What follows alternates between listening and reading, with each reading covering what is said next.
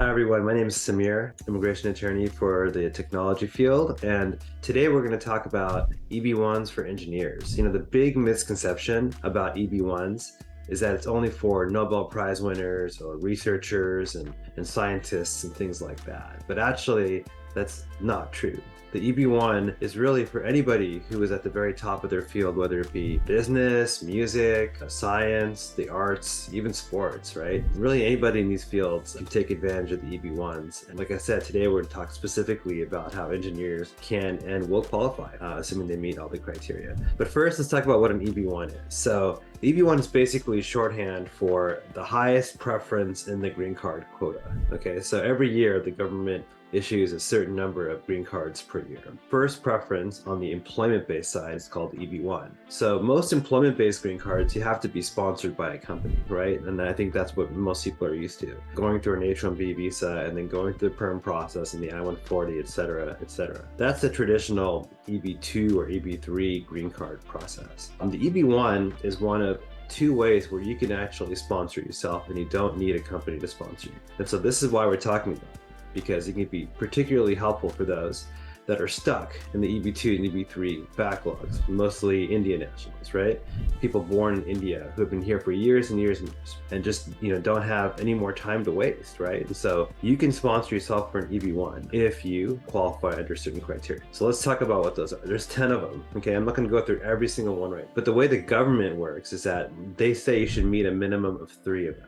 Okay. And then what they do is they go to a second step of their analysis where they say, okay, well, you may have met 3 criteria, but we get to take a look at you up and down subjectively. It's called a final merits determination. And then we get to assess whether or not you really feel or look extraordinary. So it really adds a subjective element of analysis to the process, which is why, we've had clients, and I know a lot of other attorneys have had clients too, where they've qualified for 3 of the minimum criteria, yet they still did not pass the final merits determination, because the government started poking holes in this or that to make it feel like they're really not extraordinary. So that's why we recommend qualifying for 4. If you qualify for at least 4, there is no way the government can deny you on the final merits determination. So let's talk about the criteria. I think for engineers, let's focus now mostly on engineers, okay?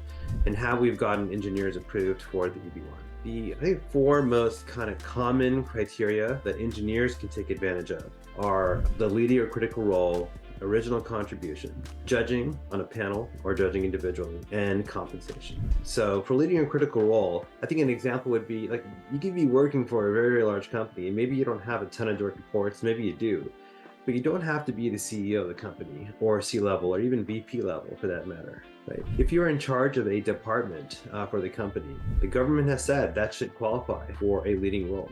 You don't even have to really play a leading role. You can also play a critical role. So work that you're doing for the company is crucial. It's critical for them, right? So maybe you're working on a project that maybe you don't have any direct reports, but this project is super important for the company and critically impacts everything they do, right? That's an example of a client that we had. She was working for a very large company and she was working on a playbook that every employee, hundreds of thousands of people within the company were going to use. And so the government thought, well, that was critical for the whole company. So they gave it to her, right? For leading a critical role, you have to be something more than just a really, really good employee for the company. You have to show that the work you're doing is important to their bottom line, okay? And it affects a large portion, a large swath of the company. And we typically prove these by getting letters from your supervisors or executives within the company. The other criteria that engineers can use is original contribution. So what is original contribution? It's a unique invention or development or process that you've created, right? No one else has done anything kind of quite like this that you've done. The common example is a patent, but it doesn't have to be.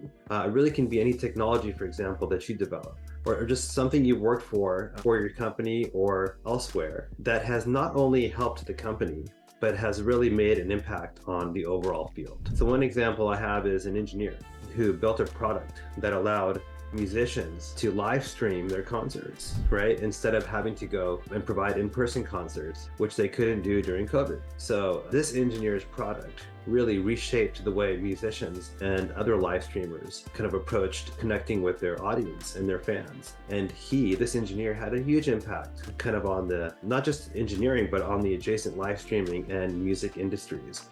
And for that reason, he was considered to have original contribution. I think really low-hanging fruit for engineers would be judging. Okay, so the criteria is judging either individually or on a panel, the work of others, right? And so if you're doing that, you're judging the work of other professionals. That's an example of how you are extraordinary. And like I said, this is low-hanging fruit, because if you have contacts or you're able to like get on panels, let's say at hackathons, or you're working with accelerators and they have like startup pitch deck competitions or just things like that, where they routinely have experts within their field judge those competitions. If you get on a couple of those, then you've got this category. So really look hard at being a judge at competitions. And if you don't know how to do that, we'll talk a little later on about strategies to get judging invitations. And then the last category I want to talk about, remember there's 10 of them, I'm only going through 4 today, but just as an example, is compensation, or remuneration as we call it. It's not just salary.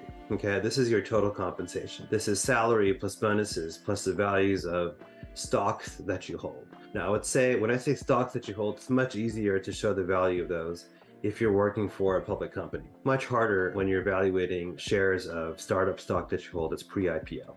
So if you have the combination of all those things, look at your 2021, this is 2022 right now, the time of this video, look at last year's W2. What is that number? If you can show that that number is at the 90th percentile, okay, of what the average engineer makes total compensation wise in the area that you live in, right? And so in the county and the part of the state that you live in, then you have a really good argument towards remuneration. And that's really all that it is. And so there are ways that we make the argument. There are ways that we show what the salary surveys are in that locality. But if you think you have, compensation that's at that level, then absolutely, you may qualify. So hopefully this helps to see how engineers can actually go about getting prepared for the EB-1 and getting ready for it, and even getting them approved. Stay tuned for more videos where we can go in depth with each category coming up soon.